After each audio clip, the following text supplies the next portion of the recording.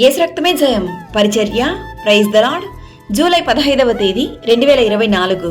ఈరోజు దేవుని వాక్యము, నిన్ను ఏమాత్రమును విడువను, నిన్ను ఎన్నడను ఎడబాయను అని ఆయనయే చెప్పెను గదా. హెబ్రీయులకు రాసిన పత్రిక 13వ అధ్యాయం 5వ వాక్యము. అవును క్రీస్తునందు ప్రియులారా, నీ దేవుడనైన నేను భయపడకుము, నేను నీకు సహాయం చేస్తానని చెప్పుచు నీ కుడి చేతిని పట్టుకొనిచున్నాను అని దేవుని వాక్యం సెలవిస్తుంది. పరాక్రమము గల సురుని వలె యెహోవా నీకు తోడై ఉన్నాడు అన్న విషయాన్ని మరవకుము. ఆయన తన ప్రజలను ఎడబాయివాడు కాడు, తన స్వాస్థ్యమును విడునాడువాడు కాడు.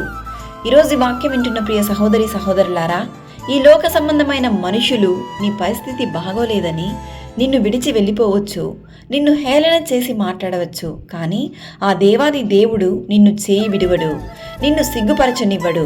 నీ అవమానములకు ప్రతిగా రెట్టింపు ఘనత నొందుదురు అని దేవుని వాక్యం సెలవిస్తుంది.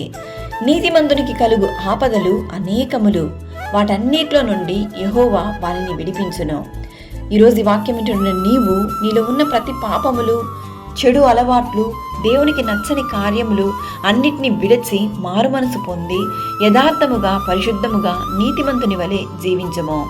నిన్ను కాపాడువాడు కునుకడు నిద్రపోడు కనుక నీవు దేనిని బట్టి కలత చెందక ఆయన మనకిచ్చిన వాగ్దానమును నమ్మి విశ్వసించుము. దేవుడు నిన్ను ఆశీర్వదించి దీవించును. ప్రభు అయిన యేసుక్రీస్తు కృప మనందరికీ తోడయుండును గాక. ఆమేన్. God bless you.